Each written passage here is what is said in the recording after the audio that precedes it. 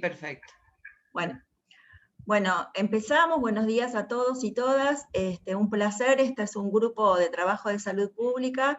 Yo en realidad también represento al Comité de Infectología de la Sociedad de Pediatría, y en realidad esto no es una clase magistral ni una solución, sino que es un espacio de reflexión y un poco de debate para el regreso a clases y un poco el desafío a los pediatras. Así que un poco la idea es rápidamente mostrar algunos puntos, alguna información nueva, y lo más productivo será que podamos dialogar. Esta información va a quedar, la vamos a subir, van a tener disponible, y también van a tener disponibles los links de información que por ahí existen sobre esta situación. Bueno, a mí lo primero que me pareció interesante, este es un posicionamiento no del último documento de Sociedad de Pediatría, que todavía está en evaluación, pero sí un documento que se hizo allá por octubre. Fundamentalmente, recordar que cuando en marzo se cerraron las escuelas, nosotros suponíamos, y esto fue un error, que el virus SARS-CoV-2 se comportaba como lo que ocurría con gripe. Entonces supusimos que el niño era el gran propagador, como ocurre con los virus respiratorios. La verdad que entonces, después de mucho tiempo, y sobre todo del cambio de salir de Oriente, de China, con mucho más niños en Occidente, se demostró que la transmisión de niños entre niños es poco frecuente, que los niños en realidad se contagian de un adulto, que los niños pueden infectarse, porque también se hablaba de que no se infectaban, se infectan en menos magnitud, probablemente las dos hipótesis que siempre barajamos, inmadurez de los receptores AC2, pero también quizá inmunidad celular a otros coronavirus, todavía esto no está claro, que los brotes escolares son pequeños y focalizados, que los niños necesitan sin duda de otros niños para vincularse, para socializarse, que la escuela es fundamental, digo, y todos hemos visto en este tiempo lo que significa la escuela para pesquisa de un montón de problemáticas orgánicas, sociales y psicológicas, digo, abuso, trabajo infantil, distorsiones del crecimiento y del desarrollo, y la encuesta fundamental realizada por SAP de percepciones en sentimientos de niños argentinos frente a la pandemia, evidenció que los niños no están de acuerdo con el aislamiento obligatorio y la no presencialidad, y que la pandemia nos obliga a tomar decisiones más allá de centrarnos en el riesgo sanitario, y me parece que de esto es un poco el día de hoy nuestra idea. Bueno, solo recordamos rápidamente, todos ustedes son pediatras o son médicos que atienden niños, recordar que los cuadros de los niños son leves, en general muchos son asintomáticos, los cuadros se confunden con otros cuadros, la fiebre en realidad no es tan importante o dura 1 o 2 días nada más, y que los síntomas respiratorios, gastrointestinales y de piel nos deben hacer el diagnóstico diferencial con otros cuadros. Pero que en general todos lo hemos visto, y aunque los niños no hubieran estado escolarizados, muchos de estos niños en este último tiempo estuvieron de vacaciones, estuvieron en colonias de vacaciones y estuvieron con otros niños en parques, y la verdad que no ha habido un incremento en la mortalidad. Bueno, este es el informe de sala de situación, que por supuesto es la información que está evidenciada al 23 de febrero, donde muestra la cantidad de casos confirmados, de casos descartados y de casos recuperados, sobre todo la situación de COVID vinculada con menores de 20 años. El 9.3 de los casos corresponden a menores de 20 años, y acá hay un gran sesgo porque entre 13 y 20, ustedes saben que ahí sí hay un comportamiento casi muy parecido al adulto. Y también en este grupo de 13 a 20 existen muchos con mucha comorbilidad que está vinculada con discapacidad, con oncohematológico, con reumatológico y con otros. Y solo 155 fallecidos. Y esto es un poco interesante, habla también de los casos confirmados, vinculados con el tema del inicio de los síntomas. La mediana es de 15 años, ustedes ven aquí las distintas curvas que están vinculadas también con de 0 a 4 años la que se ve como fucsia, de 5 a 9 años la que se ve como un verde, flúor, después de 10 a 14 la celeste, y fíjense lo que yo les marcaba, cómo cambia a partir de los 15 la situación de, digamos, de incidencia de casos. Bueno, y también está vinculada con la gravedad, un poco también para llevar tranquilidad a la familia con respecto a la situación de, digamos, de los niños que requirieron UTI o que requirieron una internación por formas graves. Fíjense cómo también esto que estamos viendo aquí muestra que en realidad 417 casos requirieron UTI, y de esos 142 ARM, lo que muestra que realmente la mayoría de estos niños tenían comorbilidades, así que esto me parece que es importante para el posicionamiento.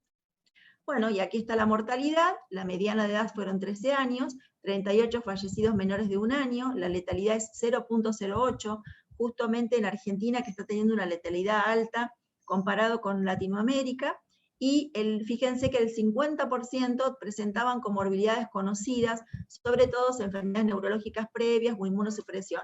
Pensemos que son niños que ya tenían riesgo de patología respiratoria por otras causas.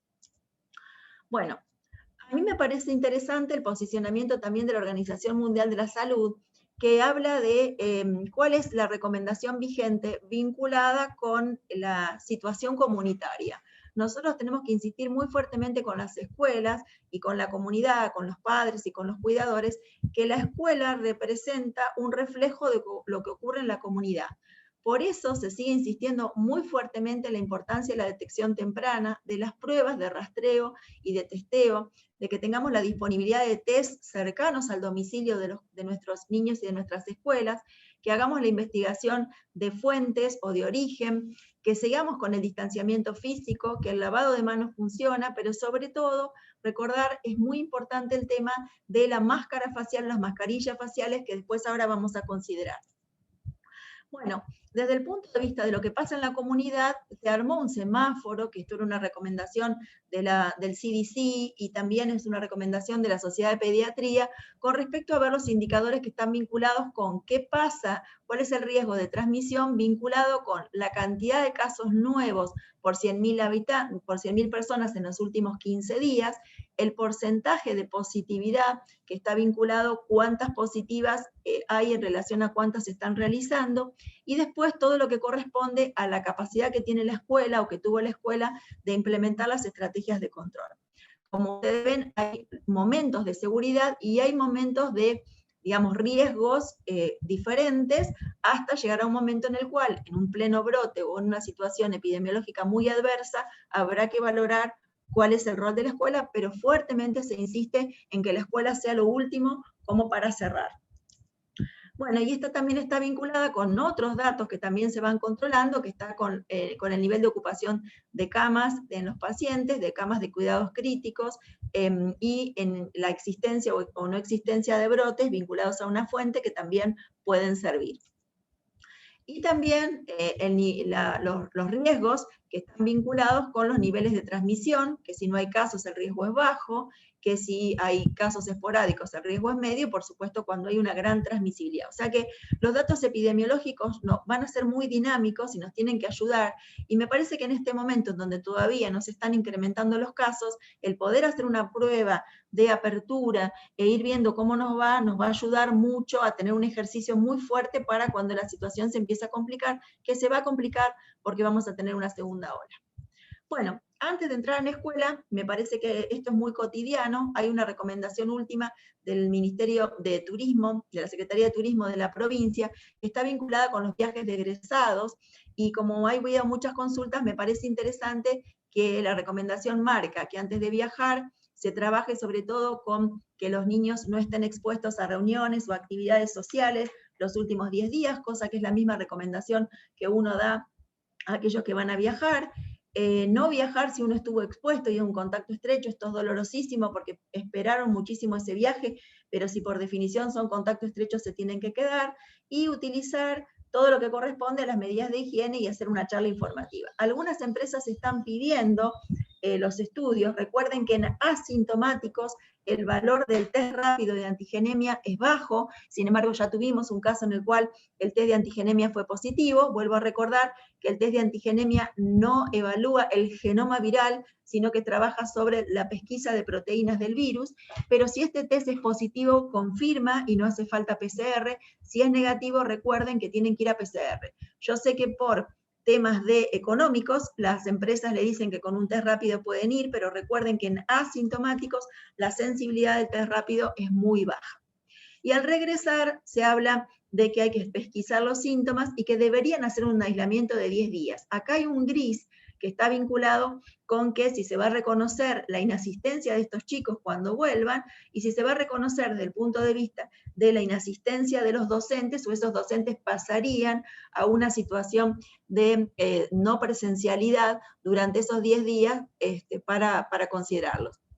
Aquí solo quiero detenerme en dos conceptos. Argentina cambió el tiempo de aislamiento, considerándolo de 10 días, y también, y esto va a salir en breve desde epidemiología, se considera que si alguien se hizo, esto sobre todo para los que vienen del exterior o han viajado a lo mejor al exterior, se considera que si uno se hace una PCR 72 horas antes y es negativa, uno debe completar su aislamiento de 7 días, porque se considera que 7 días más los 3 de la PCR son los 10 días totales. Entonces, si uno se hace una PCR 72 horas antes y se aísla 7 días, estaría total el aislamiento de 10 días. O hay otra posibilidad, que también la tiro porque probablemente sea de cierto dinamismo, es aislarse 7 días y hacerse al 7º día una PCR, quizá permitiría con cierta seguridad una vuelta al trabajo. Estos son todos nuevas recomendaciones que surgen con mucho dinamismo. Bueno, acá yo quiero introducir lo que en el mundo se está planteando y lo que ya está visto con respecto a los cambios en el protocolo escolar. Nosotros nos enfocamos en zapatos, ropa, bolsos, verdura, todo lo que habíamos hablado, como que la transmisión por la gota gruesa que caía, que era esta que ustedes ven acá, que caía sobre las superficies, era fundamental. El mundo ahora cambió la perspectiva y la transmisión más eficiente está vinculada con las pequeñas gotas de transmisión al hablar, toser, estornudar, que se incrementan en espacios cerrados, al gritar, al cantar y al estrecho. Entonces, el uso de la mascarilla se ha impuesto como cubreboca, nariz o mentón, como fundamental, y sobre todo también recuerden que al principio de la pandemia el asintomático no estaba claro cuál era su rol, pero ahora se estima que existe un 60% en el momento de gran circulación comunitaria de asintomáticos, o sea, que hay gente que no es mala, sino que no tiene síntomas y que va a circular alrededor nuestro y que puede tener una PCR positiva. Pensemos en Carla Bisotti, la ministra de Salud actual, que por un testeo, digamos, de protocolo, resulta que tiene un test positivo encontrándose asintomática, o sea que esto ocurre y es una persona del Ministerio de Salud. Entonces, la introducción del cubreboca, nariz y mentón ha hecho este cambio de pensar que mi cubrebocas te protege a ti y tu cubrebocas me protege a mí, porque retiene las secreciones. En esto, fíjense que esta gráfica también es interesante, que está dentro de los grupos de Francia y de Europa, donde mostraban, esto no tiene una fuente, pero es como una extrapolación de los riesgos vinculados con que la distancia, si es menor a 1,5 metros, y si estoy cara a cara, sin protección, y en la medida que me pongo un cubrebocas, y en la medida que me pongo la máscara facial, va bajando muchísimo el riesgo. Y esto también es interesante a la hora que ustedes acompañan a la escuela para constituir lo que se llaman los contactos estrechos, porque es diferente si alguien tenía protección y el otro tenía protección más máscara, esto lo vimos en salud, que cuando esto no existe. Bueno, y súper interesante en todo este entrenamiento de la vuelta a clases de cómo usar el barbijo. Acá hay unas interesantes imágenes que nos muestran que es muy importante, más allá del cubrebocas, cómo se utiliza, y más allá de cómo se utiliza, cómo deben colocarse y cómo deben cambiarse, y el tema del lavado. A mí me preocupa que la gente lo utiliza semanas y semanas, y en realidad justo como es una contención, hay que recordar que hay que lavarlo, hay que recambiarlo, y que siempre hay que retirarlo y lavarse las manos luego de la utilización. Muy interesante como novedad esta recomendación actual del CDC, que es el Centro de Control de Enfermedades Infecciosas de Atlanta, que está marcando en este momento de cambio de fase de pandemia, donde ya empieza la vacuna a incorporarse, la importancia del ajuste perfecto del cubrebocas, pero ellos plantean la necesidad de usar un doble mascarilla que protege más que si se utiliza una sola, básicamente vinculada con que en la comunidad no estamos usando barbijos quirúrgicos de 3 capas, sino que estamos usando barbijos de lo que la gente puede hacer. Entonces aquí hay dos opciones, o uno mejora la calidad del barbijo tratando de lograr que tenga más capas, cosa que a mí me parece que es difícil, o bien insta a un doble barbijo con 2 capas que van a estar vinculadas con una capa exterior y una capa sobre mi cara, que protegería mucho más. Ellos encontraron entonces con investigaciones que usar una máscara de tela sobre una quirúrgica, que sería el barbijo quirúrgico, con buen ajuste, reduce la exposición a aerosoles de más del 90%. Así que creo que esto es muy interesante como para poder instalarlo, sobre todo en el docente más que en el niño, ¿no? Bueno.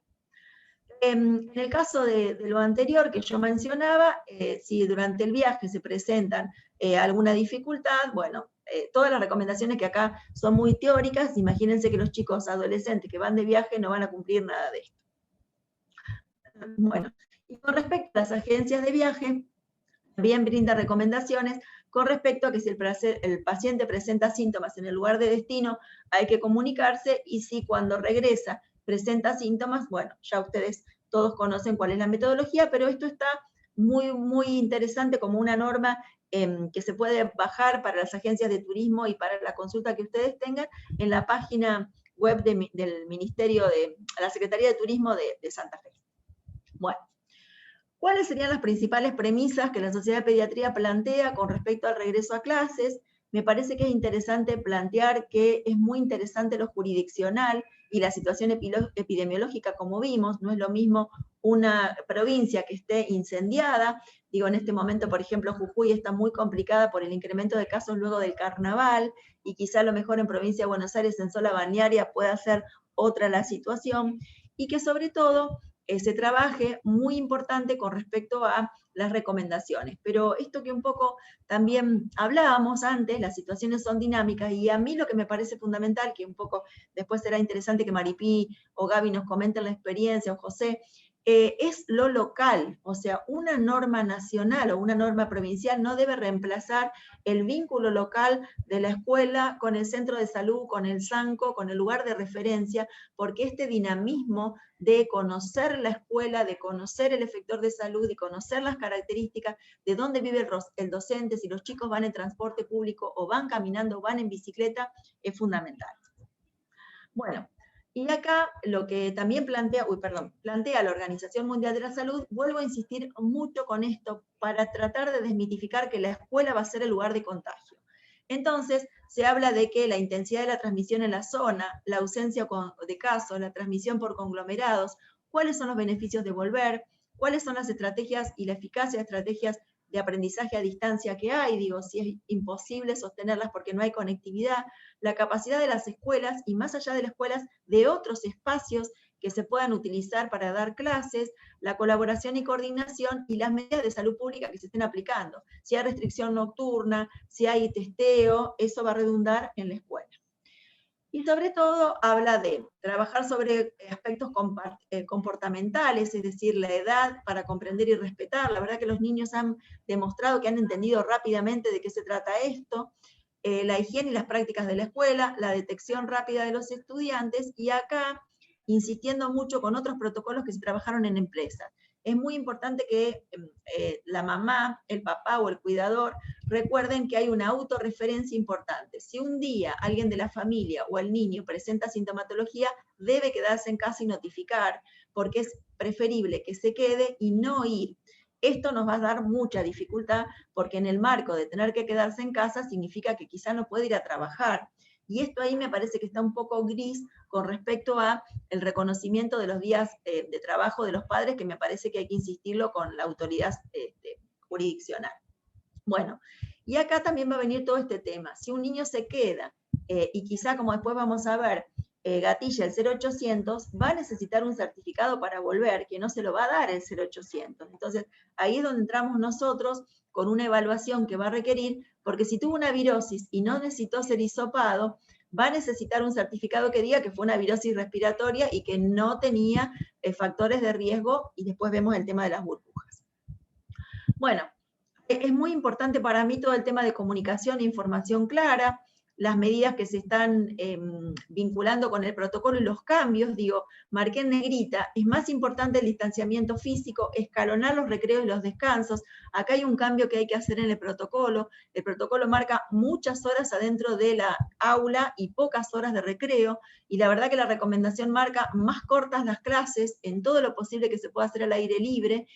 porque mientras estén más adentro del aula y sabiendo que muchas escuelas no tienen ventilación cruzada, es más importante que sean más cortas las sesiones y más intercambio de salida a los recreos. Reducir el número de clases y también garantizar sobre todo la ventilación cruzada a la luz de la nueva información de transmisión aérea. Y con respecto a la transmisión, a la ventilación, bueno, hay una gran recomendación de la ventilación cruzada, de las aberturas de ventanas y de puertas, que si se utiliza aire acondicionado se revisen los filtros y que se pueda hacer un recambio de aire desde 2 horas antes de ocupar el salón y 2 horas después. O sea, esto también me parece que tiene ciertas dificultades en nuestras estructuras edilicias. Bueno, 2 puntos con respecto a los niños especiales, que esto también nos ha generado mucha controversia. Si es conveniente que los niños que tienen alguna enfermedad de base volvieran a clases. Y esto está vinculado con que el niño sano tiene bajo riesgo y en la medida que el niño tiene comorbilidades, comienza a tener determinado riesgo. Igual, el riesgo de un niño no es igual al riesgo de un adulto con respecto a la letalidad, y esto me parece que también hay que aclararlo, porque si no, cualquier niño asmático, cualquier niño que tenga algún problema, una cardiopatía congénita, vamos a decir, no vaya. En esto se está trabajando con los distintos comités de la Sociedad de Pediatría en un documento que va a salir, pero a mí me parece interesante que cada uno de nosotros conoce a sus pacientes, que hay que sospechar, hay que trabajar fuertemente sobre el beneficio de volver a la escuela, y que sobre todo aquellos que tienen infecciones como asma u otras enfermedades respiratorias crónicas, que ahora un poco uno se va a referir, tienen riesgo un poco mayor que un niño sano, pero si tienen un asma controlado y vienen medicados y se encuentran con un crecimiento y desarrollo normal, yo creo que me enfocaría sobre los que ya no están yendo, que son los oncohematológicos o aquellos que tienen una inmunodeficiencia muy severa o algún grado de discapacidad o utilizan traqueóstomos que quizá ya están con escuela domiciliaria o escuela hospitalaria. Bueno, aquí se habla un punto interesante en el documento sobre chicos con discapacidad, que para retornar a la escolarización es fundamental el acceso, o sea, que las vías de llegada y de ingreso a las aulas sean fáciles, y la seguridad para ellos y para otros, da una serie de lineamientos, y también que muchos de estos chicos la posibilidad de autorizar quiénes son aquellos asistentes personales, porque básicamente muchos de estos chicos necesitan un exceso de atención que quizá también incrementa el riesgo para el docente.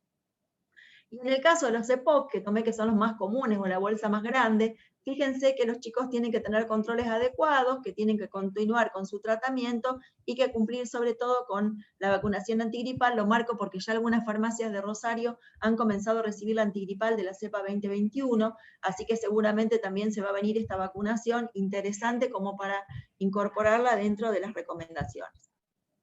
Bueno, este es el algoritmo, un poco lo puse, porque es el algoritmo que se planteó en la instancia abierta de diputados, donde el Ministerio de Salud fijó que la institución educativa da avisos que un estudiante o un personal se encuentra con sintomatología compatible.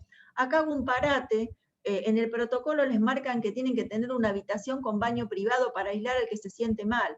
La verdad que esto no es una condición sine qua non, me parece que hay que encontrar un espacio, y yo diría que con estas temperaturas, si hay al aire libre un espacio donde alguien pueda estar sentado hasta que lo vienen a buscar los padres, me parece que está bien. No es que si la escuela no tiene esa habitación con el baño privado, gente, ¿cuánto puede ser la demora? Y por otro lado, si uno le pone el barbijo al niño o al docente o al personal de apoyo escolar que está esperando hasta que viene, me parece que no necesita esta habitación, porque una de las consultas más grandes de la escuela fue la habitación.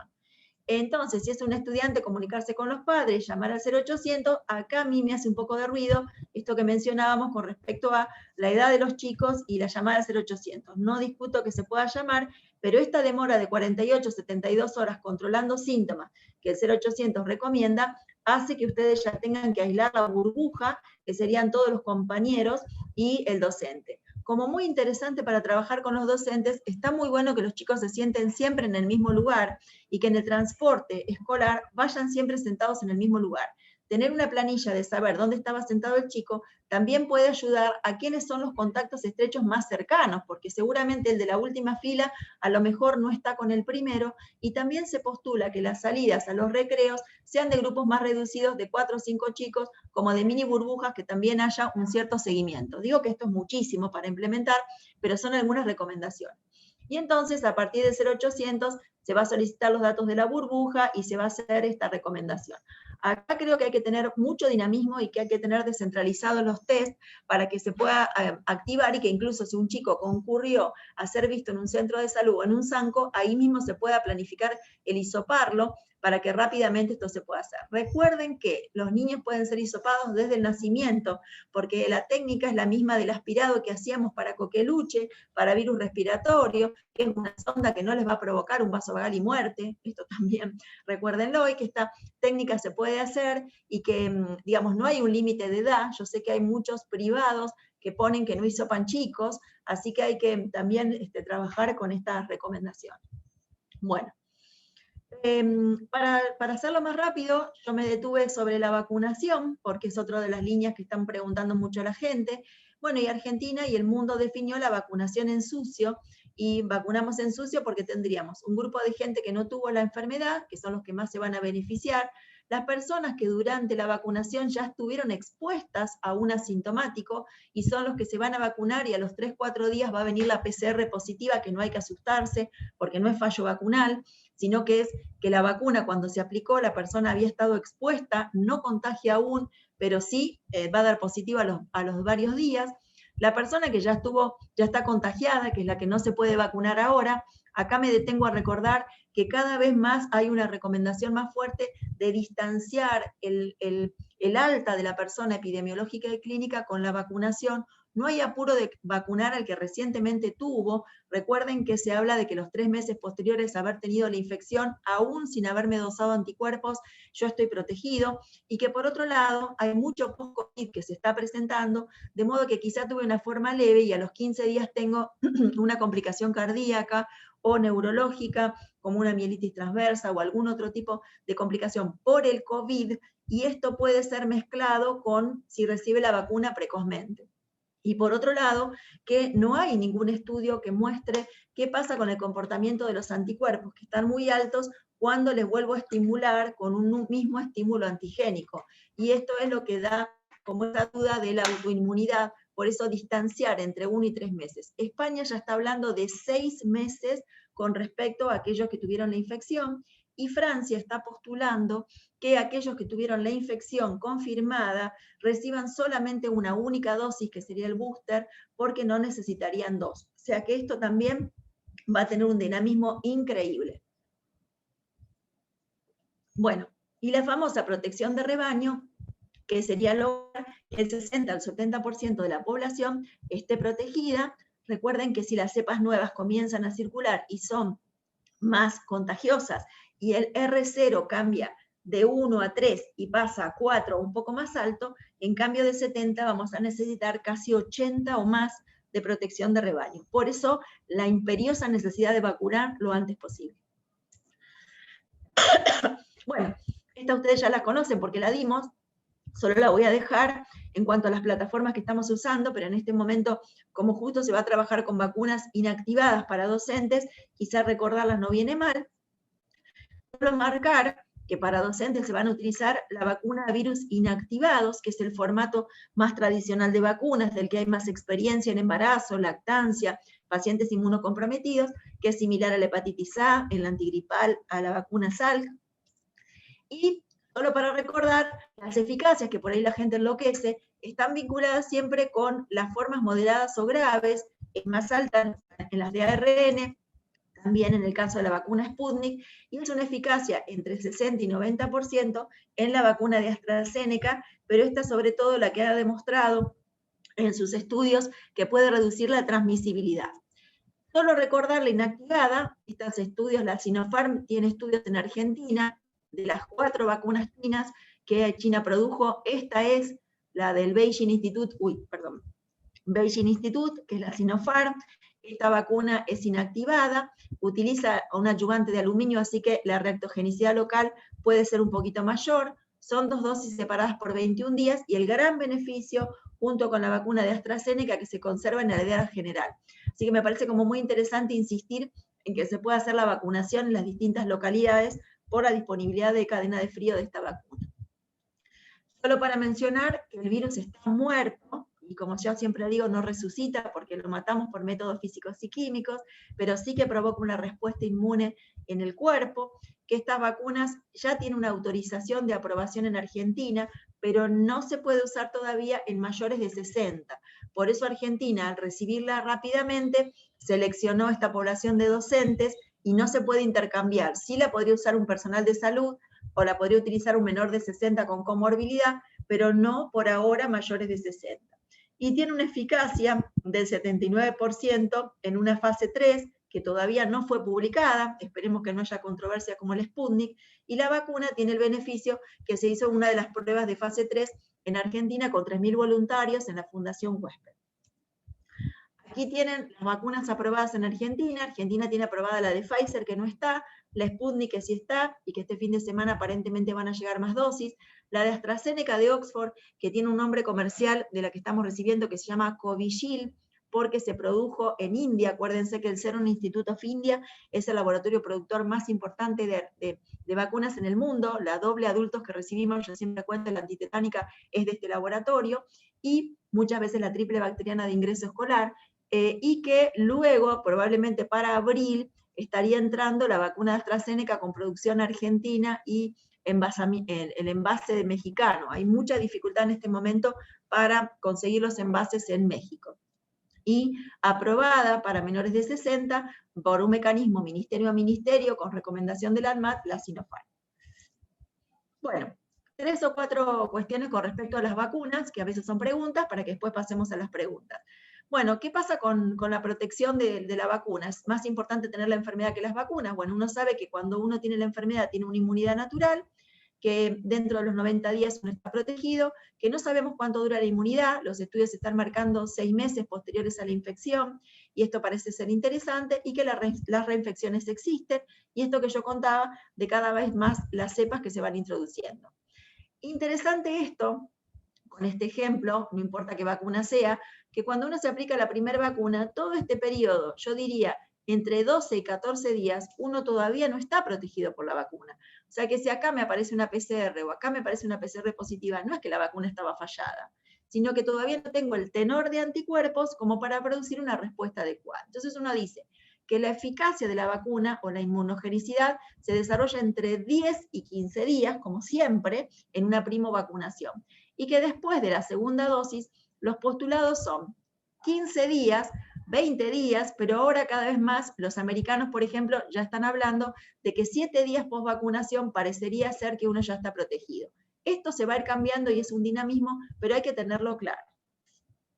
Y aquí está interesante que está la vacuna Sputnik, que es la que se utilizó para personal de salud. Esto solo para mencionar que está disponible en la página de Gamaleya, para que recuerden bien que el refuerzo con una segunda vacuna se hace a los 21 días, y que cuando se utiliza el mismo componente, los anticuerpos bajan, y que ellos utilizan 2 componentes diferentes para lograr mejor tipo de protección. Acá esto la traje porque quizá nos encuentre el futuro con espaciar los intervalos entre vacunas. La de AstraZeneca se puede espaciar 3 meses y ha mostrado una mejor eficacia entre primera y segunda. Y también se están haciendo estudios que van a estar disponibles para mayo, de combinación de la de AstraZeneca con Pfizer, de la AstraZeneca con Sputnik, en primera y segunda dosis. Al día de hoy, las vacunas no son intercambiables. Bueno, esto generó mucho ruido. Recuerden que Argentina trabajó con riesgo de exposición para vacunar al personal de salud y riesgo de enfermedad grave mayores de 70 a 80, y en el medio quedó el personal de docente y no docente, y quedaron las otras poblaciones estratégicas, que ayer surgió una resolución ministerial por el cual se va a tratar de clarificar esa bolsa de irregularidades de personal estratégico. Bueno, ¿qué hacer mientras espero la vacuna? Son las recomendaciones habituales. Si ya me enfermé, me vacuno igual, ya lo discutimos. ¿Cuántas dosis? Por ahora son 2. AstraZeneca, les comentaba que la FDA está por aprobar la vacuna de Janssen, Johnson & Johnson, y si esto ocurre, es altamente probable el ANMAT también la apruebe, y esta es la única por ahora vacuna aprobada con una única dosis, y que también parecería disminuir la transmisibilidad, y no existe un intervalo máximo, lo que sí es importante no achicar el intervalo entre primera y segunda. Bueno, si tengo la vacuna me tengo que seguir cuidando. Bueno, ayer yo discutía con una compañera y los cardiólogos porque ellos planteaban que si ya se vacunaron no se tienen que cuidar. Bueno, solamente vamos a poder levantar el tema del no autocuidado cuando haya evidencia de que la vacuna también protege de la transmisibilidad. Doy un ejemplo para que se entienda. Cuando usamos la vacuna de meningococo en el niño menor de 2 años, nosotros usamos la vacuna Menveo en este grupo porque tiene riesgo de enfermar. Y usamos la vacuna Menveo en los adolescentes porque la vacuna tiene estudios que demostraron que disminuye la aportación. Entonces, portadores o asintomáticos positivos, tengo evidencia de que los puedo vacunar y tendrían protección ellos y su entorno. Lo mismo pasa con el tema del neumococo, con la vacuna Prevenar y la protección al haber volado o borrado los serotipos incluidos en la vacuna en la aportación nasofaríngea. Al día de hoy, AstraZeneca y por la información de ayer Johnson & Johnson, parecería que en los estudios están mostrando que podrían disminuir también la transmisión, o sea, los positivos asintomáticos. ¿Cómo hizo esto AstraZeneca? Durante el estudio de fase 3, le pidió a los voluntarios que se hisoparan semanalmente, independientemente de que no tuvieran síntomas. Y entonces demostraron que los pacientes no tenían PCRs positivas, aún siendo asintomáticos. Y esto ellos les dio una eficacia de un 67%. Por eso, por ahora, hay que recomendar que todos nos tenemos que cuidar. Con respecto a esto, el CDC, esto no es igual en Inglaterra, que es el Centro de Control de Enfermedades Infecciosas de Atlanta, recomienda que aquel personal de salud, lo empezó a recomendar con personal de salud, que recibió 2 dosis, que hace menos de 3 meses que se vacunó con 2 dosis y que lleva 15 días de la segunda, ya no se aísle como contacto estrecho. Esto todavía en Argentina no está vigente. Bueno, y súper importante recordar que las vacunas se aplican en gente sana y que la gente está muy preocupada en este momento con qué le va a pasar cuando lo vacunemos. Entonces es muy importante explicar que la vacuna produce una reacción local. Esta reacción local va a depender de cuán fría esté la vacuna. Digo, esto fue un entrenamiento con la Sputnik que venía congelada. Cuanto más fría y más subcutánea la apliquemos, más reacción local. Tuvimos compañeros que tuvieron hematomas, algunos que tuvieron reacciones locales, probablemente vinculado con la técnica. Y esto que hablábamos antes, cuando la masa muscular o la capa de grasa es muy grande, la aguja no entra al músculo y queda en el subcutáneo. Y eso da reacción local. Pero también reacciones sistémicas que son esperables, como fiebre, decaimiento, diarrea, cefalea, astenia, y por lo tanto uno puede recomendar el uso de antiinflamatorios con una dosis preventiva y luego si la persona presenta síntomas continuarla. Siempre decimos que la dosis preventiva o profiláctica es con una dosis no vamos a bajar la efectividad de la vacuna. Y cuando uno ya tiene síntomas, ya es un tratamiento, por lo tanto no es una dosis profiláctica. Así que con respecto a eso, el uso de paracetamol o de ibuprofeno. No hay una dosis clara, porque uno dice 1 gramo de paracetamol. Digo, puede ser 1 gramo, puede ser 500, de acuerdo a lo que uno quiera recibir, puede ser un ratito antes de vacunarse o inmediatamente después de vacunarse, pero hay que advertir que esto puede pasar. Estamos encontrando que los más jóvenes tienen más reacciones que los adultos mayores y que probablemente los que ya tuvieron la infección, que le estamos dando un booster con esta primera dosis, tengan más eventos y algunos han evidenciado que con la primera tuvieron más síntomas y que con la segunda tuvieron menos. Esto ustedes saben que se está desarrollando con farmacovigilancia activa en Santa Fe. Bueno, y solo para terminar y después que podamos dialogar y compartir las ideas, el cierre de los establecimientos educativos únicamente debe contemplarse si no existen otras alternativas. Cada vez más se fortalece la importancia de pensar que la escuela, por todo lo que significa, y porque no nos pudimos detallar muchísimo más en lo que implica la escuela como institución y de mucha cercanía en la comunidad a las distintas poblaciones, sobre todo vulnerables, lo mismo que los centros de salud de los ANCO, no deberíamos cerrarla, pero para esto hay que hacer un gran trabajo y sobre todo un gran trabajo de presencia territorial y de contacto. Muchísimas gracias.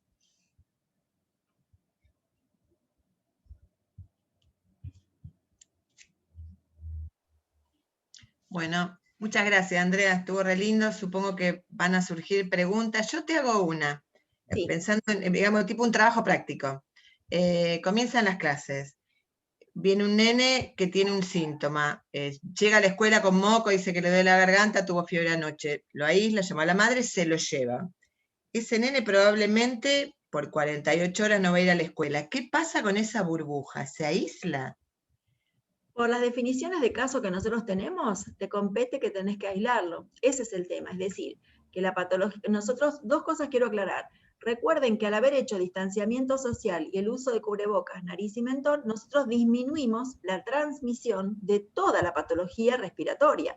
Ahora, en el vínculo y la resocialización, es altamente probable que aparezcan la sexta, que aparezcan la varicela, que digamos, que estaban como muy adormecidas porque la gente no se vinculaba. Es altamente probable que aparezcan en un menor número que lo que nosotros esperábamos, porque si utilizamos el distanciamiento social aún en la escuela y el cubrebocas, entonces, esta pregunta que vos hacés es lo que yo planteaba. Si uno ahí ya llama al 0800 con estos síntomas y aísla la burbuja, ahí ya vos gatillás que la burbuja se tiene que aislar. Por eso, quizá esta normativa está interesante, pero para un adulto, porque en un niño la sola presencia de moco, la verdad que te va a condicionar que si vos lo mandás a que llame al 0800 y espere, la burbuja por definición, al llamar al 0800 la tenés que aislar.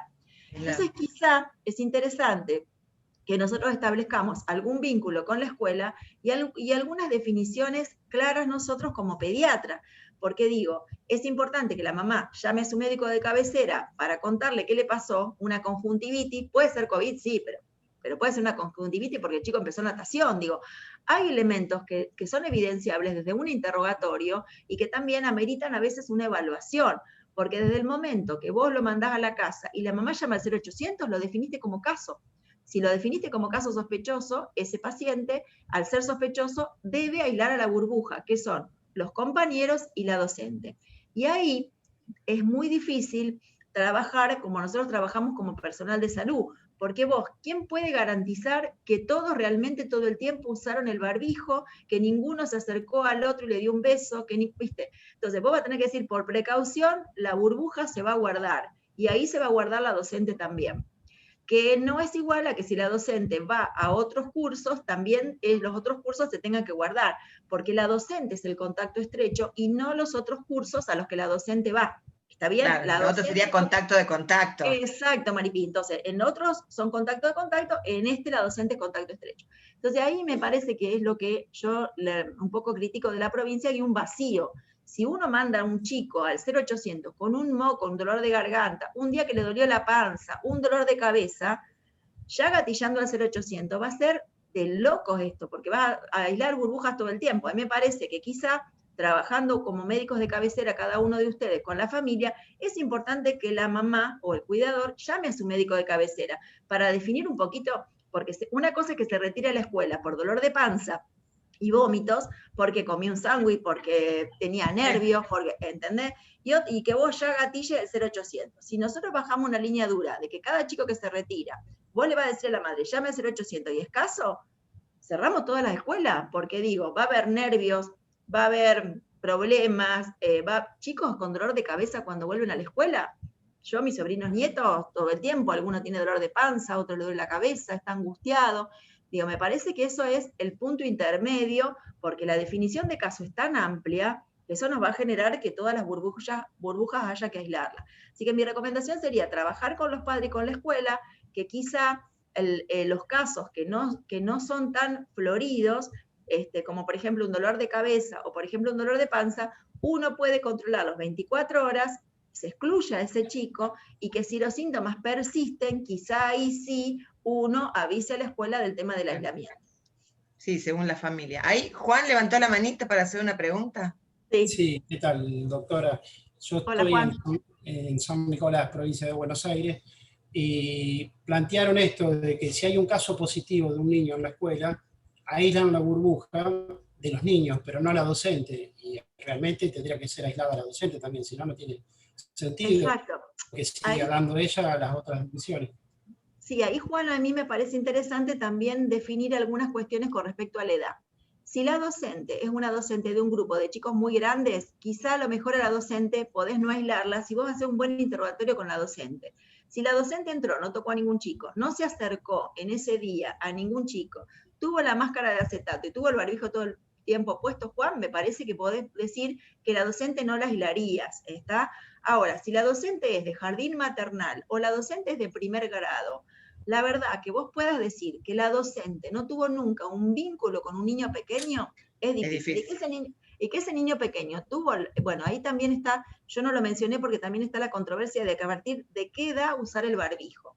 Vieron que algunos dicen de 6 para arriba, otros dicen de 4 para arriba. Digo, la verdad, Juan, que ahí uno puede trabajar con esto de hacer un buen interrogatorio de la docente, como hacemos cuando vos le preguntás al personal de salud o a un contacto estrecho qué vínculo tuvo con la persona, qué sé yo. Si la docente venía en el auto o lo trajo el papá de un alumno, o, ¿viste? Esto empieza un poco a jugar.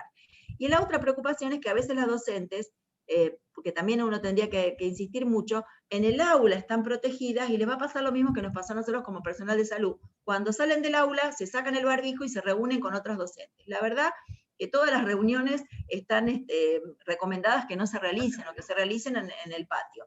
Por eso la burbuja con la docente, Juan, me parece que hay que revisarlo en cada situación. Cuanto más chico es el niño y cuando vos tenés chicos con dificultades que necesitan mucha asistencia personal, más riesgo tiene la docente. Y ahí charlar con ella bien, que te diga, bueno, siempre tuve la máscara de acetato y siempre tuve el barbijo, es una circunstancia.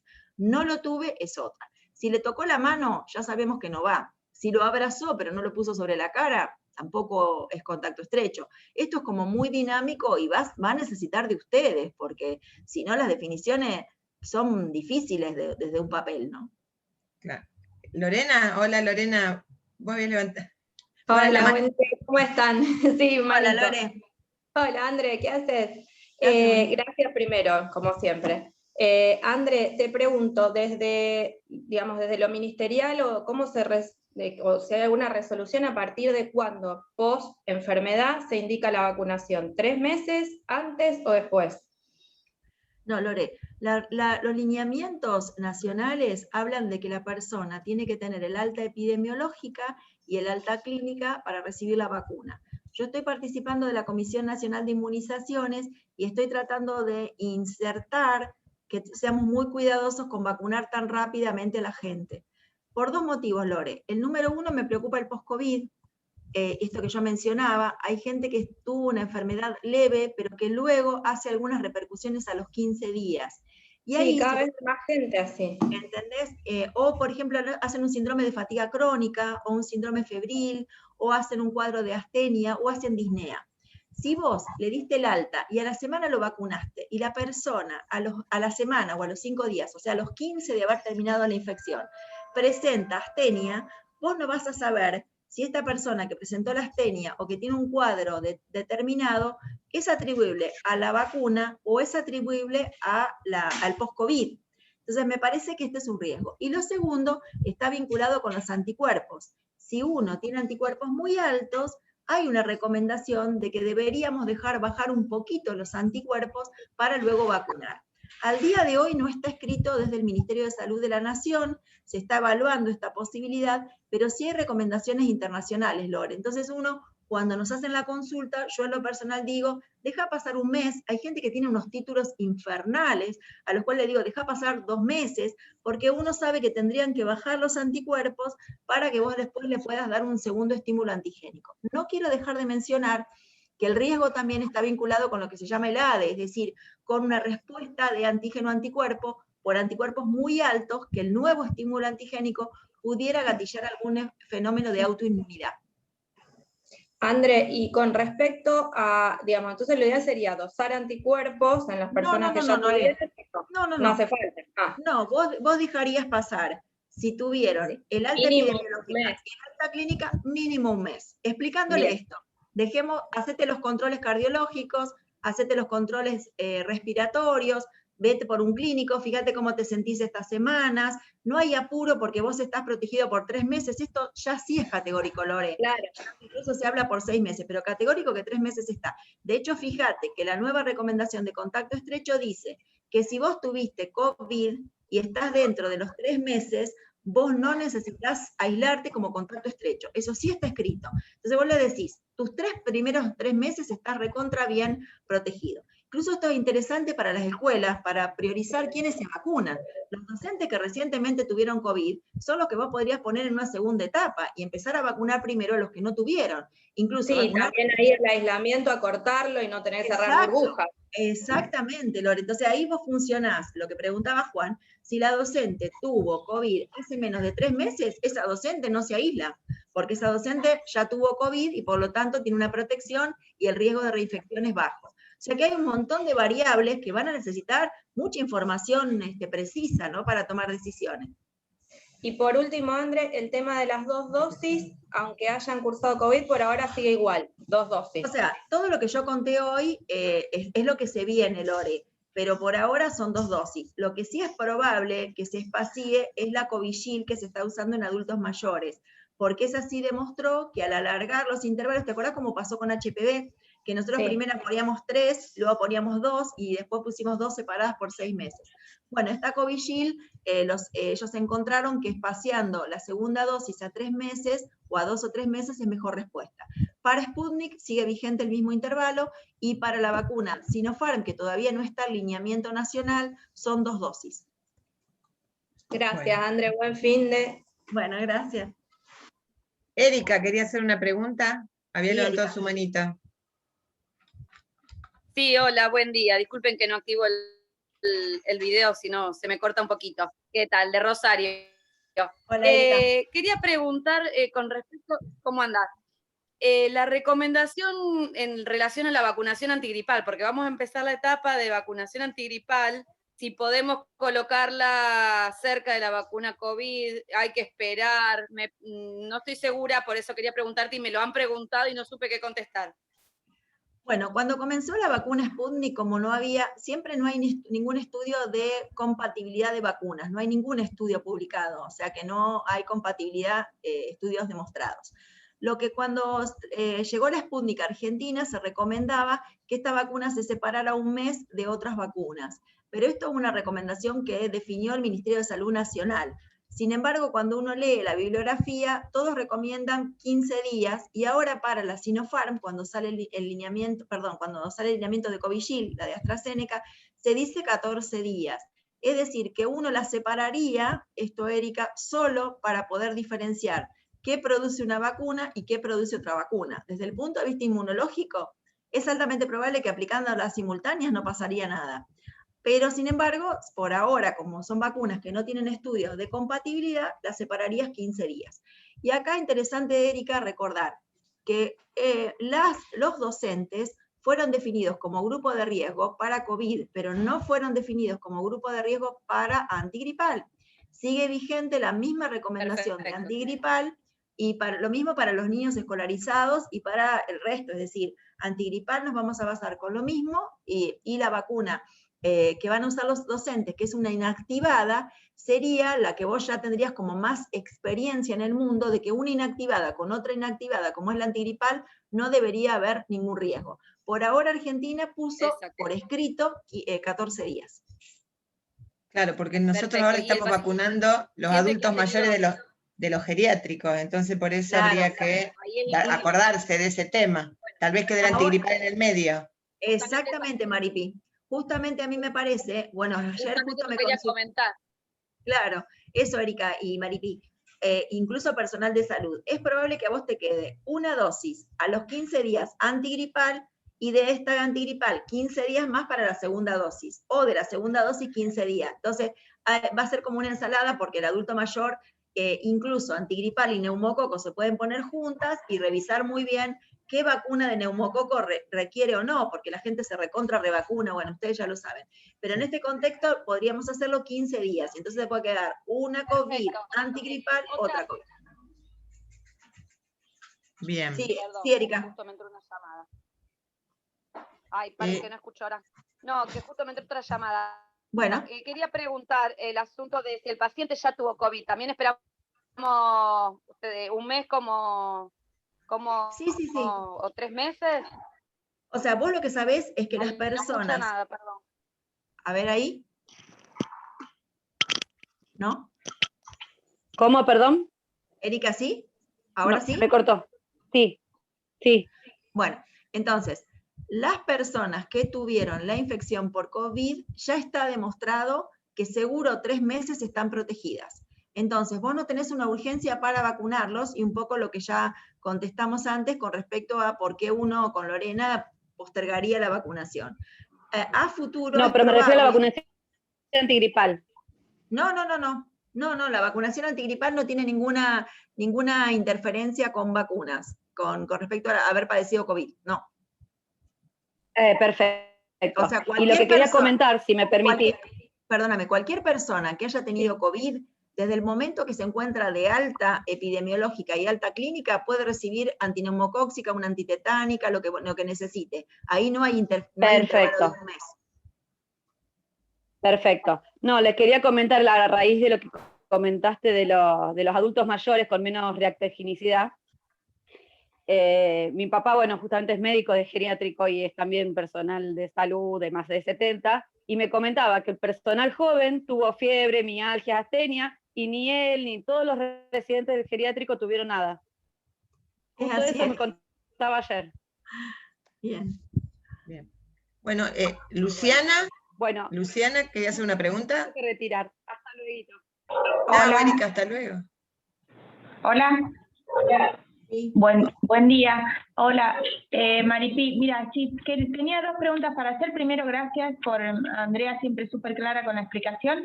Como estaba tratando de pasar del teléfono a la compu, a lo mejor me perdí algo. Cuando le contestaba recién a Erika lo de la relación entre la vacuna gripe y COVID, te quería hacer una pregunta, porque yo hace 15 días me puse la de la fiebre hemorrágica y me dijeron en ese momento que esperara un mes para cualquier otra vacuna, y ahora vos decías que entre la gripe y COVID podían ser 15 días, con la de la fiebre hemorrágica igual, porque me citaron justo para vacunarme contra COVID para esta semana que viene, que todavía no hace un mes de la fiebre hemorrágica. En fiebre hemorrágica es diferente, porque fiebre hemorrágica tiene una recomendación de un mes antes y un mes después no recibir ninguna vacuna. O sea que fiebre hemorrágica sería la excepción, que vos tendrías que esperar un mes, o del mes, 4 días antes de cumplir el mes, te podrías estar vacunando, porque acordate que tenés los 4 días de gracia, o sea que un mes o 4 días antes del mes ya podrías recibir la vacuna COVID. Pero no es por COVID eso, sino que es por fiebre hemorrágica. Por la de la fiebre hemorrágica. Bueno, y otra cosa. Cuando hablabas recién, contestándole a Maripi respecto a la escuela y el aislamiento y las burbujas y eso, mi duda es, vos si activas el 0800 es un caso sospechoso, por lo tanto corresponde ya la burbuja. Pero cuando vos le recomendás como médico de cabecera a ese chico que tuvo dolor de cabeza, no activas el 0800, pero le decís que se quede un día en casa para controlarlo, o porque tuvo dolor de panza, o porque tuvo algún vómito, que se quede en casa, ese ausente ya en la escuela genera una alarma de por qué faltó el chico. Entonces el manejo, me parece, entre los padres, el docente y el médico de cabecera a veces se hace complicado, porque hay un estado de paranoia en estos días. Mi hijo terminó 7º grado, así que esta semana lo citaron ya a la escuela para hacer la revinculación escolar. Así que son 2 7º grados en todo el colegio, y sin embargo en los chats entre los maestros y entre los padres hay un nivel de estrés que es impresionante. Entonces yo imagino, si vos le decías a tu hijo que falta a la escuela o a un paciente, ¿no? Y después dice, bueno, ¿por qué faltó? Porque le dolió la panza, me parece que no sé cómo va a ser de complicado para manejar.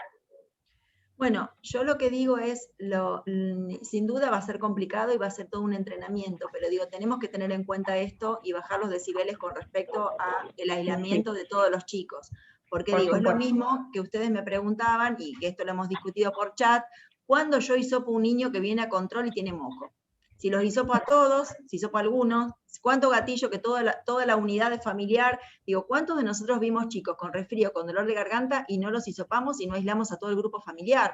Entonces digo, esto vamos a tener que poder incorporarlo. Sí, es altamente probable que te pase como nos pasa con meningococo, que nosotros digamos, el chico está con cefalea, pero por ahora no constituye una definición de caso, lo vamos a controlar 24 horas, y es altamente probable que la escuela se cierre completa y que los medios de comunicación aparezcan. Bueno, ahí me parece que va a ser todo un entrenamiento de trabajar nosotros como médicos de cabecera, acompañados con epidemiología, pero digo, hay que poder instalar que no todos los chicos que se sientan mal son COVID, y no todas las veces que un chico se va de la clase, porque digo, un chico con una angina pultácea, con fiebre de 39 grados, se tiene que aislar, no tiene que ir a la escuela hasta que no tenga 24 horas de antibiótico, porque esto lo aprendimos en prevención de infecciones, y va a estar ausente. Ahora, yo doy un certificado que dice que tiene una angina pultácea, que a 24 horas de haber cedido la fiebre, ahora fiebre y dolor de garganta, y si vos no lo revisás, fiebre y dolor de garganta es COVID. Ahora, cuando yo le abro la boca, le veo una angina con placa, la verdad que la causa es angina con placa. Entonces digo, esto me parece que hay que empezar a trabajarlo, porque no todos los chicos que tengan síntomas y no todos los chicos que se ausenten de la escuela son COVID. Sí, seguro. Va a ser complejo, sin duda. Vas a tener al principio un extremo de cerrar todo por las dudas y porque las docentes tienen un miedo del tema de la responsabilidad legal. Y ahí habrá que definir, o incluso también uno conectar, sería interesante que estuviera disponible la gente de epidemiología como para poder ir viendo situación por situación. A mí me preocupa mucho lo que yo quería tratar de instalar es no gatillar rápidamente el 0800, porque digo, un dolor de cabeza, vos gatillás el 0800, que es lo que siempre pasó, ya queda registrado como caso sospechoso o el 0800 le va a dar una recomendación. En todo caso, quizás si alguien llamó al 0800 y el 0800 le dice, por ahora no se hisopa, que quizás ese 0800 pueda mandar un mail a la escuela diciendo, este caso no se hisopa o está en stand-by. Sí. No, yo creo que tiene mucho que ver eso con el sentido común, el examen del paciente, pero bueno, yo no sé si los docentes tienen alguna bajada desde el ministerio o algún asesoramiento a nivel, nada. Porque para que vos puedas... Hay un reclamo, o sea, primero recordemos que siempre las escuelas son muchísimo más normativas que nosotros, y es o blanco o negro. Vieron que, a ver, a mí me ha pasado con meningococo, digo meningococo porque es lo más común, por decir, no se tiene que cerrar la escuela, y al día siguiente aparece en la televisión la directora diciendo, por precaución, desinfección, ¿viste? Bueno. Vos te mandaste, hiciste la charla, fuiste a las 7 de la mañana, digo, todo lo que hicimos siempre durante mucho tiempo. Acá me parece que hay que poder establecer un vínculo de confianza. Por un lado, un vínculo de confianza, y por otro lado, y esto no es menor, una adecuada respuesta desde epidemiología. Porque si vos ir del 0800 con mensajes coherentes, porque si el 0800 dice una cosa, epidemiología dice otra, y tu sentido común dice otra, esto va a ser una ensalada rusa, ¿entendés? Y la gente, ante la duda, la directora de la escuela va a decir, yo cierro. Sí. ¿Viste? Entonces, lo que hay una gran demanda desde educación en capacitaciones. La verdad que nosotros de Sociedad de Pediatría también nos ofrecimos, y del Comité de Infecto también, en acompañar en capacitaciones, pero digo esto que quizá después cuente Maripi, de poder acercarse del lugar donde uno trabaja, si trabaja en el ámbito público, con la escuela que tiene cerca, hay un vínculo de confianza, que la gente sabe quién sos y sabe cómo se viene trabajando. Pero al principio es altamente probable que muchas burbujas se cierren y no tenga sentido cerrarlas. Bueno, gracias. Lorenza, ¿quería hacer una pregunta, Loren? Hola, sí, buen día. Hola. ¿Qué tal, Marichi? Hola, Andrea. Sí, quería hacer, bueno, tengo varias preguntas, pero empiezo por una. Ante un caso sospechoso, ¿no? Que tenga 2 síntomas y que entonces podamos estar pensando que sí, que puede ser, o sea, es un caso sospechoso y necesita de hisopado. Ese hisopado luego se confirma, ¿no? Primero hacemos el aislamiento, se confirma que es un COVID positivo. El aislamiento, yo leí que decía por 14 días, pero ahora a partir del 15 de enero nosotros estamos teniendo por 10 días el aislamiento. ¿Cuál tomamos? ¿El que dice esto de 14 días o 10 días? Uno es eso. Mira, la respuesta rápida es, hubo un cambio en la recomendación y el aislamiento para todos es de 10 días. 10 días totales el que tiene síntomas, desde el momento en el cual empieza con síntomas, y 10 días totales desde la última vez que los contactos estuvieron con ese caso. Es decir, que la última vez que estuvieron con el caso, vos ya lo contás como día primero, y a partir de ahí contás 9 días restantes. Eso se tiene que modificar, por eso yo decía que la normativa, y un poco discutíamos al principio, que se armó hace bastante tiempo, no está ayornada a los cambios, pero es 10 días. Sí, 10 días, bien. Eso por un lado. Después,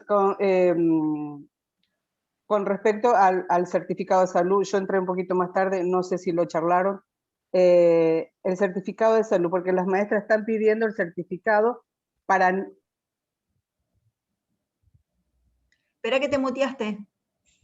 Apretá el... como para que puedan ir a la escuela. Y como yo tengo entendido, el certificado es para que no vayan a la escuela, para los que no puedan ir.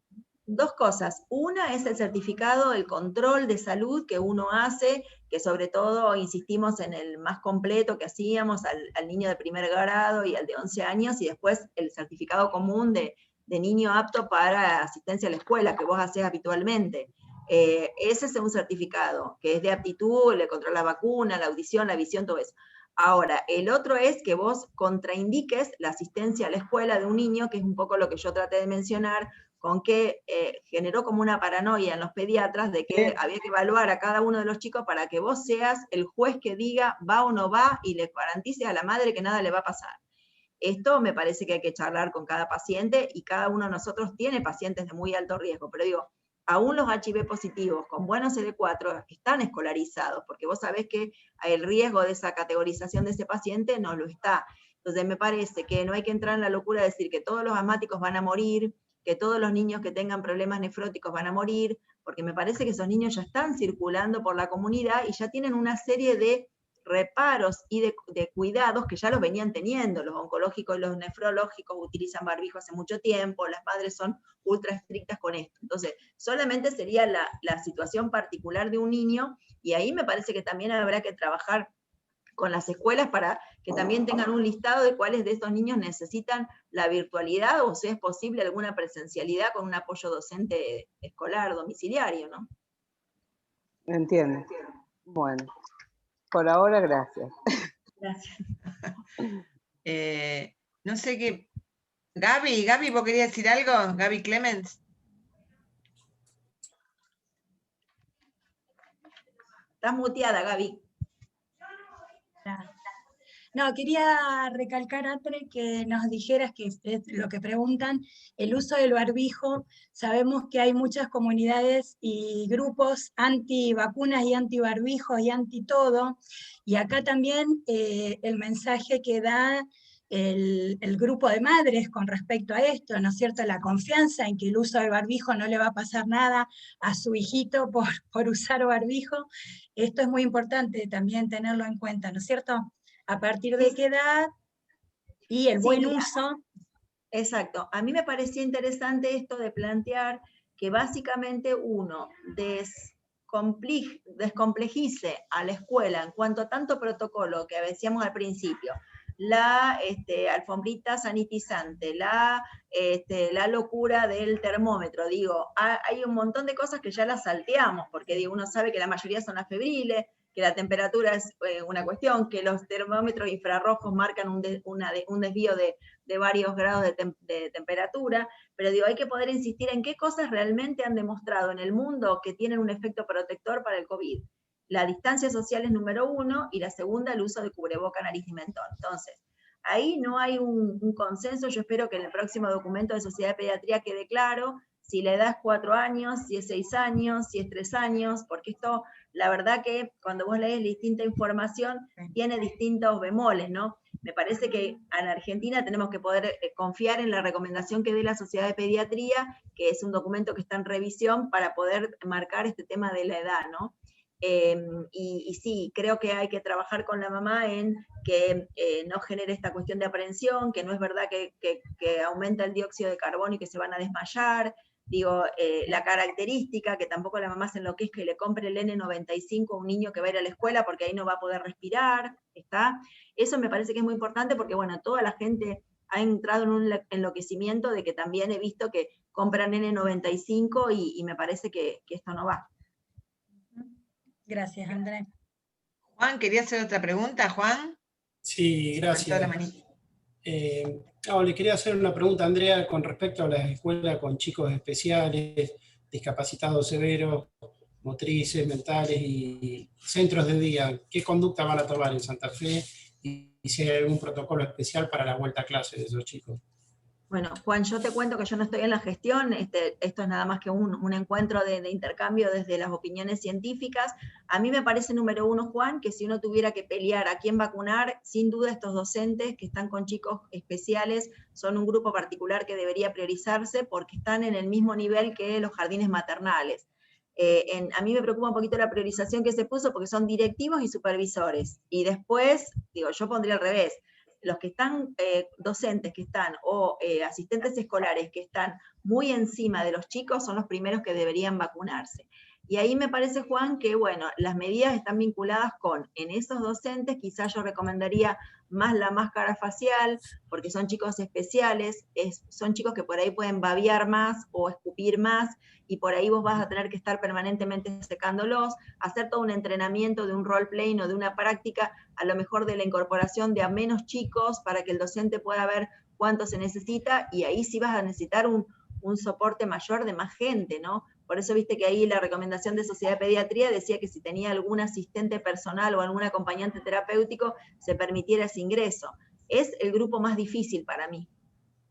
Y los chicos, porque el tema del docente, bueno, lo podemos prevenir. Yo creo que me parece que esos chicos, de acuerdo al nivel que tengan, Juan, yo no les pondría un barbijo a un niño que se va a poner mucho más irritable y que a lo mejor tiene conductas que lo pones más loco con el barbijo en la boca, y que encima, viste que justamente el barbijo no está recomendado en aquellos que puedan tener más riesgo de asfixia, o el tema de tragárselo, o el tema de tener más. Entonces me parece que ahí la protección es del docente en cuanto a su lavado de manos y a su protección con máscara de acetato, y no en la criatura que no va a poder comprender qué le está pasando y que quizás genere una cuestión contraproducente. Y ahí sí hay aval de las distintas sociedades que plantean que los chicos especiales que tengan riesgo de tragárselo, o que no respiren bien, o que se pongan mucho más irritables, no les coloques barbijo. Distinto a un discapacitado, digamos, con una patología, digamos, una parálisis cerebral, y a lo mejor esto, a un chico que tenga un grado de discapacidad, que a lo mejor es un mielomeningocele, que está en silla de ruedas, pero que el chico comprende. Gracias. André, Sí. Acá en el chat hay una pregunta sobre cómo nos manejamos con los convivientes de personas de riesgo. O sea, por ejemplo, qué sé yo, diabéticos. O sea, Bueno, ¿hay alguna recomendación con esos niños? No, sé. lo que por ahora tiene que quedar claro, Maripí, es que no hay por ahora una recomendación de vacunación para protección de rebaño burbuja. O sea, como la vacuna todavía no demostró que baja la infectividad, vos solo protegés al que vacunás. Entonces, los convivientes de un niño inmunocomprometido quizá pudieran beneficiarse si se vacunan, pero no están colocados como en un grupo de riesgo. Entonces, en los niños, recordemos, y esto no lo dije, ¿no? Recordemos que la vacuna está aprobada en Argentina para ser utilizada a partir de 18 o más, que ya comenzaron los estudios en niños, pero por ahora 18 o más. Hay un gris ahí en algunos chicos especiales que estuvimos trabajando con algunos compañeros, qué sé yo, de un chico de 15 años que sea trasplantado o que va a pretransplante, que quizá uno pudiera fuera de protocolo pedir una autorización para vacunarlo. Pero sería ese tema de la edad. Entonces, por ahora no está considerado que, por ejemplo, los convivientes, si el chico es diabético, se tengan que vacunar para evitar que el chico se infecte. Por ahora, esa recomendación no es igual que la gripe. Así que solamente... Pero yo digo al revés, si hay un adulto inmunocomprometido, si te vienen a solicitar, porque a mí me lo preguntaron ya en otro centro de salud, que el chico no vaya a la escuela porque en la escuela se va a contagiar y va a traer... Eso no hay nada. Eso no está. Y la otra cosa, Maripi, que me parece interesante también, que todavía no está valorada, pero que la instalamos en la Comisión Nacional de Inmunizaciones. La persona que está licenciada por edad, o está licenciada por diabetes, o está licenciada por cardiopatía, o está licenciada fuera de los inmunocomprometidos, desde el momento que vos le vas a poner las 2 dosis, luego de 15 días de las 2 dosis, vos a esa persona le estás transformando su riesgo de letalidad. Por lo tanto, el mayor de 60 o el diabético y demás, para trabajar con los docentes, que recibiera las 2 dosis y pasaran 15 días, Argentina tiene que darse una discusión de que estarían en condiciones de volver a trabajar, porque su condición de riesgo se la cambiaste a la luz de la vacuna. Quizá no les evita la infección, pero sí las eficacias que están publicadas son 90% más para internación o muerte. Entonces, mucha de esa gente que está licenciada en este momento, digo personal de salud y digo docentes, también es probable que pueda reincorporarse al trabajo y también pueda cambiar su situación de riesgo desde el momento que comienza a vacunarse. Pero todavía no está definido eso, porque yo sé que acá No, en la pero es- municipalidad muy poco empezaron a vacunar de los licenciados, Pero eso fue un todavía no error. está Está bien, pero eso fue un error de interpretación de la municipalidad, porque siempre se definió que el personal de salud, licenciado o no licenciado, se tenía que vacunar. Que vos hacías un escalamiento y decías alto riesgo, crítico, Ahora, cuando terminaste con eso, una persona que está haciendo telemedicina desde su casa, es más importante que vos la vacunes, si es un especialista, que vacunes el administrativo o alguien que está en oficinas como de contaduría. ¿Por qué? Porque a esa persona que vos la aislaste para su vida diaria y para su vida como profesional de salud, si está aislado por diabético, vos le cambiás su situación de diabético con las 2 dosis. Entonces, más tiempo demorás, más tiempo lográs la protección de las personas. Después definirás si vuelve o no vuelve a trabajar, pero la vacunación es una indicación. Ahora, cuando la persona es una persona oncohematológica o tiene algún otro tipo de problema, es una discusión diferente, porque ahí, ¿cuánto es la respuesta de esa persona de acuerdo a su situación inmune a la vacuna? Nadie lo sabe ahora. Entonces, esa situación, esa gente es probablemente que no vuelva. Pero tenemos un montón de gente licenciada en educación y en salud que son hipertensos o con sobrepeso o diabéticos y hipertensos, porque el diabético fue diabético, no fue insulino dependiente, fueron todos los diabéticos. Entonces, me parece que esto es muy interesante de instalar, de la importancia de también ser inteligente dentro de las escuelas, de la estratificación, de quién es importante que se vacunen rápidamente por la persona en sí, para que no se muera, y por otro lado también por el recambio de personal que vos vas a poder tener. Perfecto. José, me parece que querías una pregunta. José, ¿había levantado la manito? Sí, en realidad primero lo aclaraste vos, que la pregunta respondía a los familiares. Pero ahora escuchando a Andrea, respecto a las decisiones que se tomaron, creo que en esto también se observan los errores que se cometen cuando se piensa cómo lo voy a usar al que tengo de licencia y no qué derechos tiene y cómo voy a poder trabajar a futuro. Entonces, en ese caso se postergó un derecho. Esto merece una reflexión, sobre todo en la medida que la sociedad calme, al ver que hay esquema de vacunación que se está cumpliendo, hay muchos puntos de encuentro para poder vacunarse, y que no se constituya en una actitud egoísta de proteger al que voy a usar y el otro que mientras permanezca en la casa, que lo protejan los que viven con él. Claro. Andrea, cuando hablábamos recién de niños en situación especial, adolescentes, centro de día, creo que ahí corresponde también pensar que cuando se plantee lo presencial, no ser tan rígido con la semana de las burbujas, quizás tener dinámica de grupos más chicos y en periodos más cortos, va a ser muy útil para la reinserción progresiva, mientras se puede ir avanzando en la protección, viendo si lo hace el docente, quedar manteniendo eso y qué va ocurriendo con otras patologías. Entonces, estas estrategias de retorno, como bien dice el documento nacional, es diferente por cada unidad.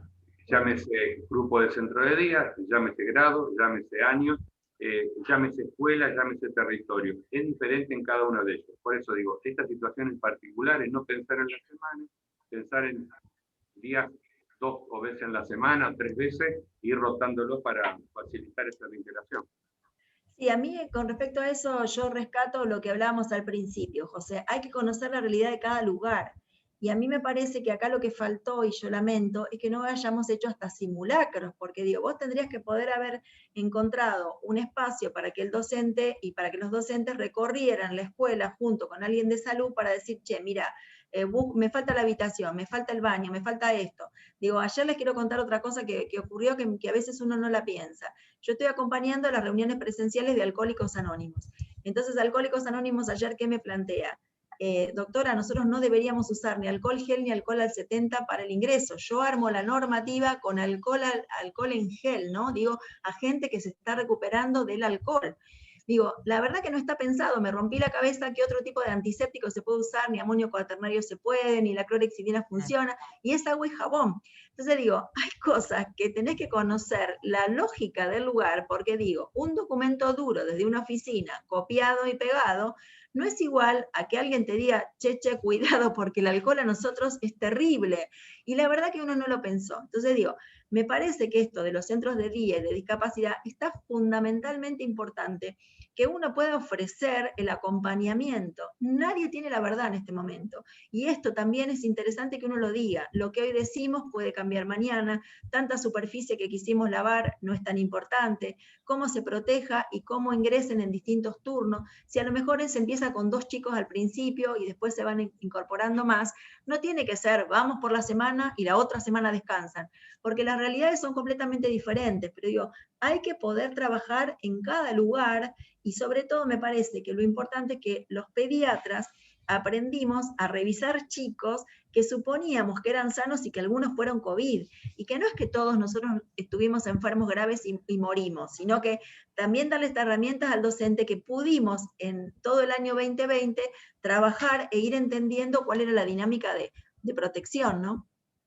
Mira, Andrea, nosotros, yo les cuento, porque lo dije al principio, yo trabajo en un centro de salud en el barrio Las Flores, y empezamos a tener vinculación con la escuela con esto del reinicio de clases. Empezamos ya con una escuela, ahora vamos a empezar a seguir trabajando con las 2 o 3 escuelas con las que tenemos en el barrio.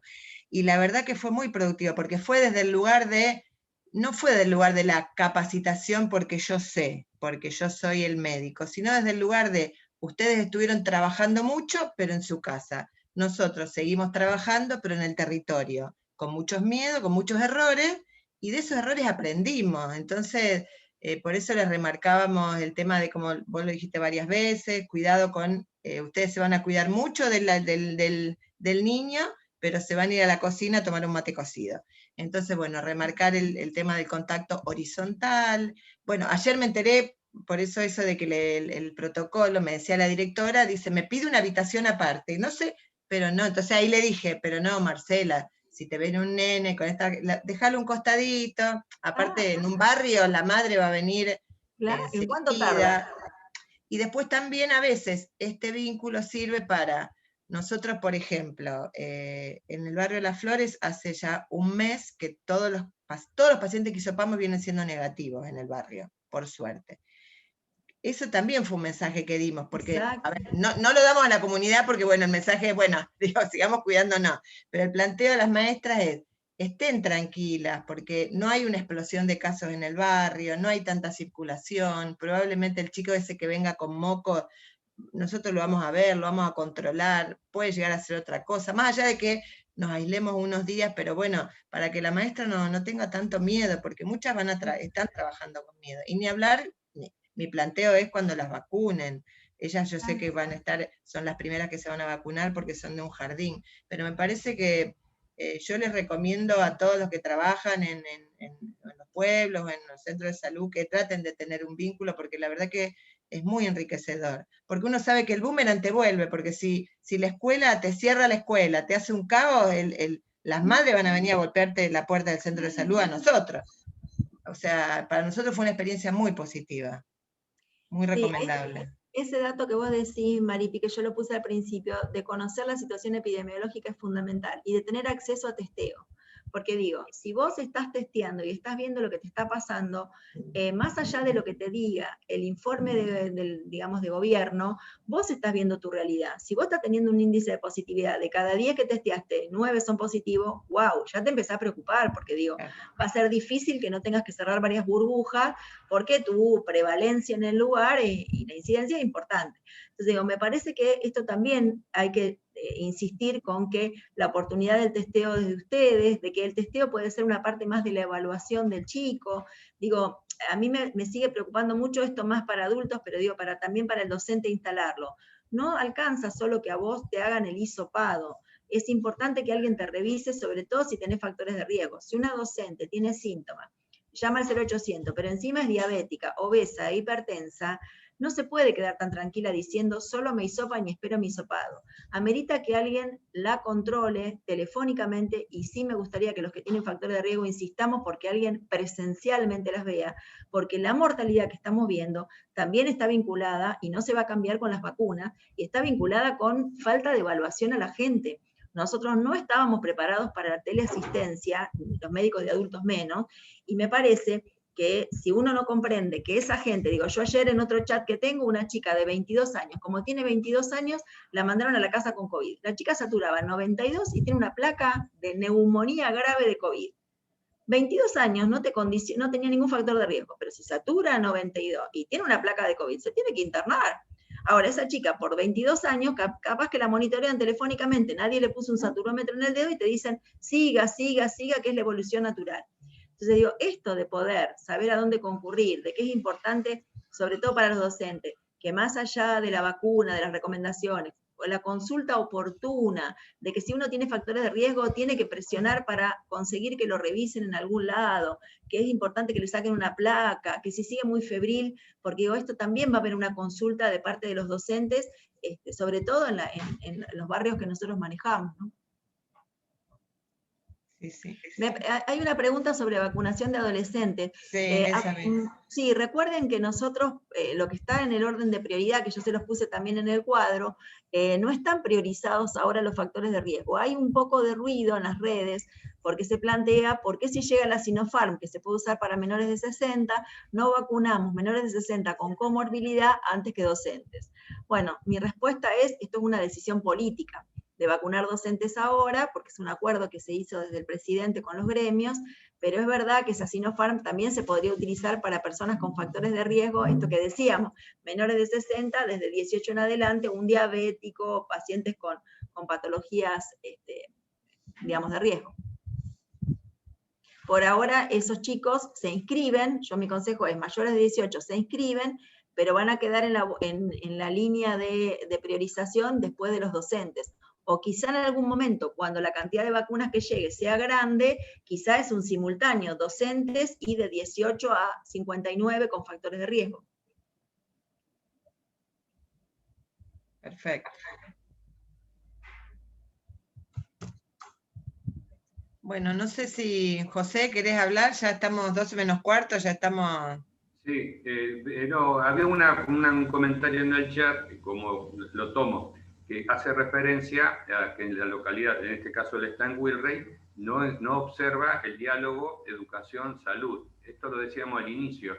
Estamos ante una situación de una contingencia donde se observa esta dificultad extrema de la falta de una construcción progresiva para que llegue hasta el territorio facilitando el diálogo. Y esto base a las dificultades de comunicación, porque los docentes dicen, no nos manden tantos textos con normas, tenemos que dialogar para poder tener claridad y facilitarlo, y después lo leo, y tampoco no existe desde el territorio ese diálogo adecuado. Entonces, en Wilrey, que podría uno pensar, pero siendo una localidad más chica podría facilitarse el diálogo, cuando no se hizo porque hay tensión, no se articula.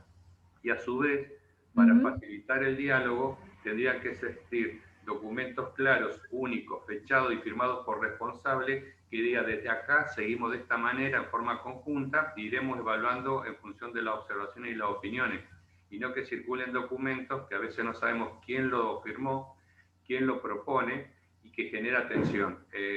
Ayer Sociedad Argentina de Pediatría comunica que hay un documento para niños con factores de riesgo que está circulando que no es válido porque aún no se consensuó. Probablemente con las mejores intenciones, alguien que estaba trabajando lo conversó con su amigo y el amigo tiene amigo y las redes tienen redes. Y con el ministerio, y no hablo del ministerio, todo lo que tiene que ver con trabajo en el territorio, aparece esta tensión.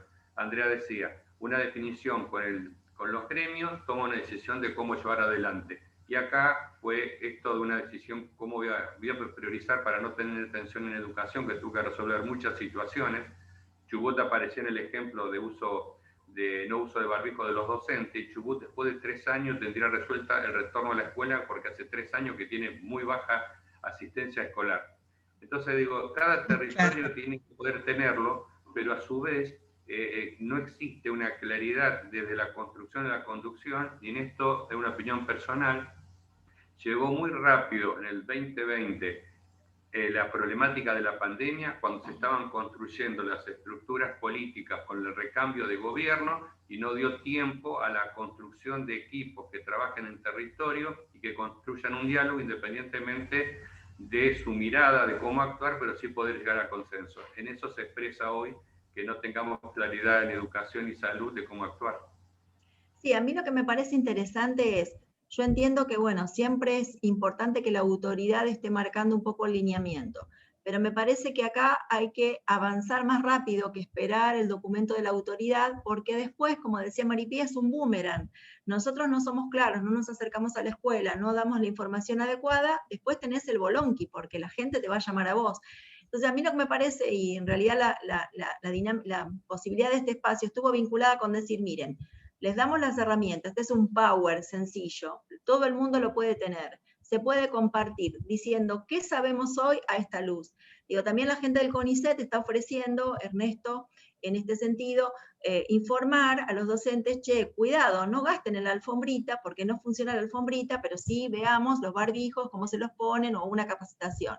A mí me parece que nadie tiene toda la verdad, que hay que tener un dinamismo en esta pandemia, que tenés que tener un ejercicio particular. Yo quizá porque ya soy recontra dinámica e intensa, no me resulta complicado, pero digo, si no tenés ese dinamismo y esperás la resolución ministerial y esperás, bueno, digo, yo que estoy en la CONAIN, no les puedo contar, que digo, a ver, ya pasamos por esto, digo, cuando dije, estamos vacunando a los que ya tuvieron, pero les dijimos que se podían vacunar en cualquier momento y el mundo dice 3 meses. Y entonces vamos a pensar si lo vamos a escribir. Digo, ese dinamismo la gente lo necesita, así que el material, las citas, otro material que necesiten y demás, seguramente lo vamos a subir a la web y todo el mundo lo puede usar. Y esto no es la verdad absoluta de Andreu Boldi, es una recopilación de lo que hay de información que pueda ayudar a interpretar un lineamiento que viene y adaptarlo a la realidad de cada lugar. Perfecto.